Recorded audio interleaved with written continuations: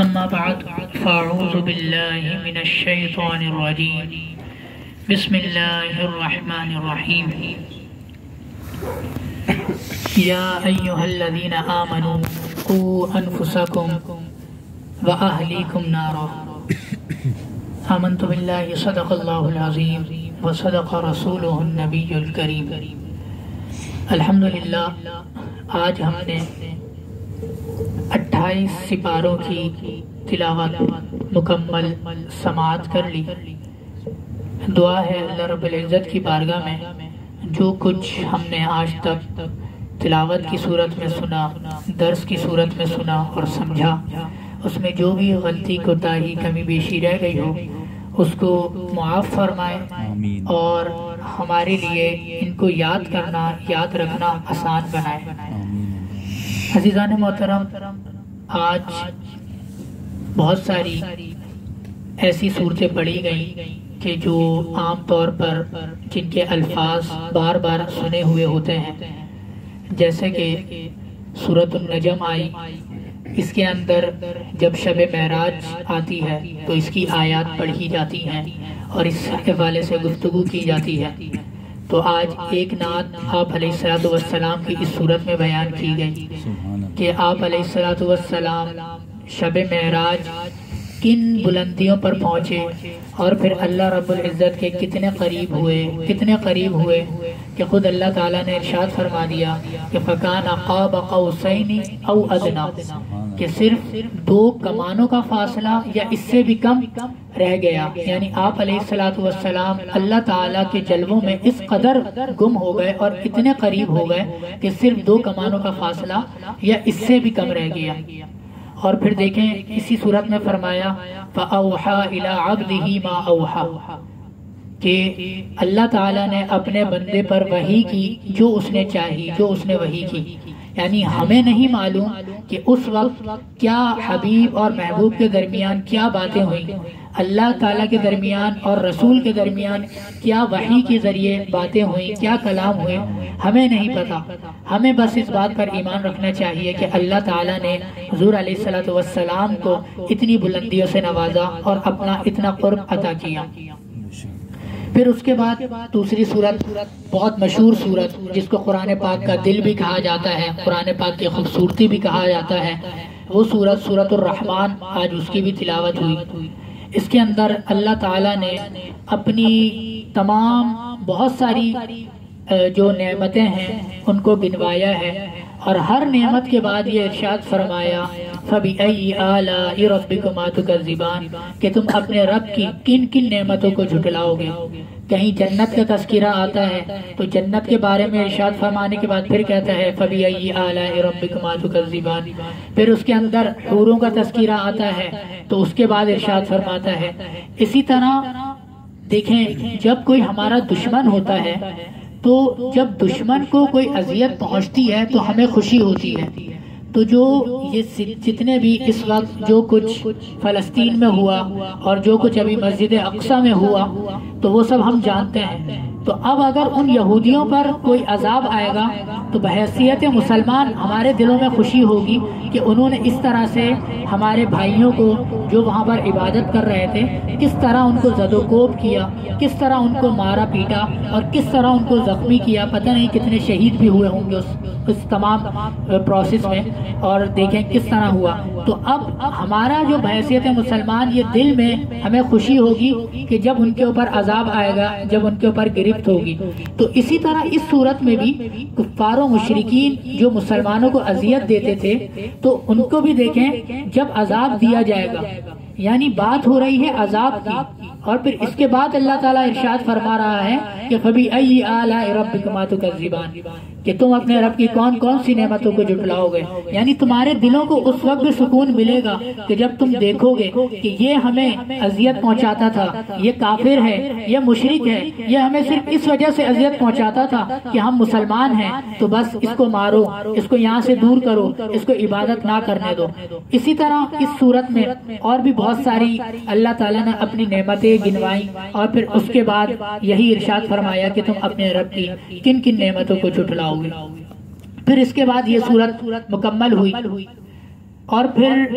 سورۃ الواقعہ آئی۔ سورۃ الواقعہ بہت عظیم سورت ہے۔ اس کے بارے میں نبی کریم علیہ الصلوۃ والسلام نے ارشاد فرمایا کہ جو شخص سورۃ الواقعہ ہر روز رات کے وقت یعنی مغرب کی نماز کے بعد کسی بھی وقت اگر پڑھ لے تو اس کے گھر میں کبھی فاقہ نہیں ہوگا، یعنی کہ وہ کبھی تنگ دست نہیں ہوگا، کبھی مفلسی کا شکار نہیں ہوگا۔ لہٰذا اگر ہم یہ چاہتے ہیں کہ ہم ہمیشہ کھاتے پیتے رہیں، ہم ہمیشہ خوشحال رہیں، ہمارے نزدیک مفلسی تنگ دستی نہ آئے، تو ہمیں چاہیے کہ ہم اس سورت کو اپنے معمولات کا حصہ بنا لیں۔ ہم اس سورت کو روزانہ کی بنیاد پر پڑھیں، روزانہ کی بنیاد پر ہم اس سورت کو یاد رکھیں کہ ہمیں اس کو پڑھنا ہے۔ پھر چاہے وہ آپ مغرب کی نماز کے بعد پڑھ لیں، چاہے عشاء کی نماز کے بعد پڑھ لیں، لیکن اس کو اپنا حصہ بنا لیں اپنی زندگی کا اور اس کو روزانہ پڑھیں۔ ایک واقعہ میں آپ کے سامنے پیش کر دیتا ہوں کہ صحابی رسول صلی اللہ علیہ وسلم کا یہ واقعہ ہے کہ ان کے گھر میں آگ لگ گئی، ان کی بستی میں اور آس پاس کے گھروں میں آگ لگ گئی۔ تو ان سے آ کر کہا کہ آپ کے گھر میں آگ لگ گئی ہے تو آپ جا کر اس کو بجھائیں اور اس کو بچانے کی کوشش کریں، آپ کا اس کے اندر مال بھی ہے۔ تو انہوں نے کہا کہ نہیں، مجھے اس چیز کا کوئی خوف نہیں، مفلسی کا اور تنگ دستی کا کوئی خوف نہیں۔ تو انہوں نے عرض کی کہ وہاں تو آگ لگی ہوئی ہے تو آپ کا سارا مال جل جائے گا۔ تو انہوں نے کہا کہ نہیں، میں روزانہ خود بھی اور اپنے گھر میں اپنی زوجہ اور اپنی بچیوں کو یہ تعلیم دے چکا ہوں کہ تم روزانہ کی بنیاد پر سورہ واقعہ پڑھا کرو، تو اب مجھے اس بات کا یقین ہے کہ میں کبھی مفلس نہیں ہوں گا۔ سبحان اللہ۔ تو یہ جو صحابہ کرام تھے ان کے عقیدے تھے، اور یہ اسی وجہ سے پھر جب بعد میں دیکھا گیا تو وہ ان کا گھر جلنے سے محفوظ رہا، ان کا گھر اس آگ سے محفوظ رہا۔ اسی طرح ایک صحابی رسول کا موت کا وقت قریب آیا تو اس وقت ان سے کہا گیا کہ آپ کچھ کچھ وصیت کر دیں کہ ہم آپ کی بیٹی کے لیے مال غنیمت سے اتنا حصہ مقرر کر دیں تو ہم کر دیں گے، لیکن انہوں نے بھی یہی بات ارشاد فرمائی کہ مجھے اپنی بیٹیوں پر کوئی خوف نہیں مفلسی کا، کہ میں نے ان کو سورہ واقعہ کی تلاوت کرنا سکھا دی ہے۔ تو یہ اتنی بابرکت، اتنی رحمتوں برکتوں والی یہ سورت ہے، لہٰذا اس کو ہر رات ضرور تلاوت کیا کریں۔ اسی طرح پھر آگے جب ہم چلتے ہیں تو سورۃ الجمعہ بھی آئی آج، اور آج ماشاءاللہ آج الحمدللہ یہ شب جمعہ ہے، کل آنے والا دن جمعہ ہے، تو آج ہم نے سورۃ الجمعہ کی بھی تلاوت سماعت کی۔ عزیزان محترم، شب جمعہ کے حوالے سے جیسا کہ ہم نے پچھلے شب جمعہ کو بھی اس حوالے سے بات کی تھی کہ یہ کتنی بابرکت رات ہے اور اس رات کو کس طرح سے ہمیں گزارنا چاہیے۔ کل ہم نے ایک سورت تلاوت کی جس کا نام ہے سورۃ الدخان۔ حضور علیہ الصلوۃ والسلام کا فرمان ہے کہ جو شخص شب جمعہ کو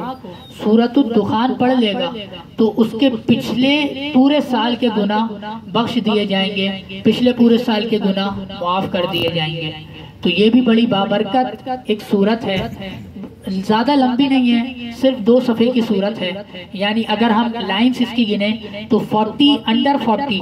یعنی 40 لائن بھی نہیں ہے اس کی، 40 لائن سے بھی کم اس کی لائنز ہیں۔ تو شاید ہمیں اگر کسی کی بہت سلو اسپیڈ ہو تو اس کو 10 منٹ لگیں گے یہ سورت پڑھنے میں۔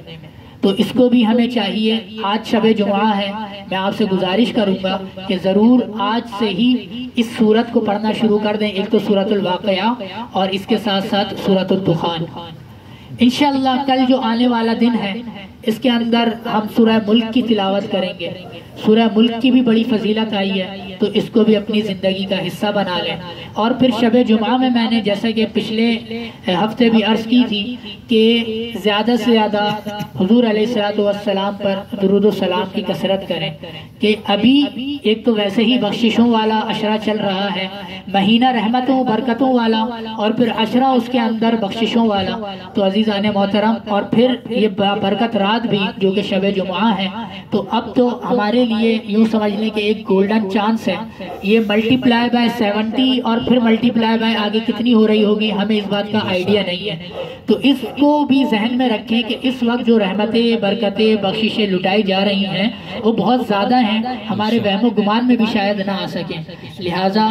آج سے ہی ایک تو سورہ واقعہ کی تلاوت کریں، سورۃ الدخان کی تلاوت کریں، اور روزانہ کی بنیاد پر رات میں سورہ ملک کی تلاوت کریں. اور اس کے ساتھ ساتھ چونکہ شب جمعہ ہے تو آپ علیہ السلام پر درود و سلام کی کثرت بھی کریں، کہ آپ علیہ السلام نے خود ارشاد فرمایا کہ جو شخص مجھ پر ایک بار درود پڑھتا ہے اللہ تعالیٰ اس کے 10 درجات بلند فرماتا ہے، اس کی 10 خطائیں معاف فرما دیتا ہے. تو عزیزان محترم، یہ بابرکت جو درود پاک ہیں ان کو ضرور اپنی زندگی کا حصہ بنائیں. اسی طرح ایک اور حدیث کا مفہوم ہے، آپ علیہ السلام نے ارشاد فرمایا کہ جو شخص مجھ پر دنیا میں سب سے زیادہ یا زیادہ سے زیادہ درود پاک پڑھتا ہوگا وہ کل قیامت کے دن مجھ سے اتنا ہی زیادہ قریب ہوگا. تو اب یہ تو ہمارے لیے کل تو ظاہر ہے جب 50,000 سال کا وہ دن ہوگا تو اس وقت تو ہمیں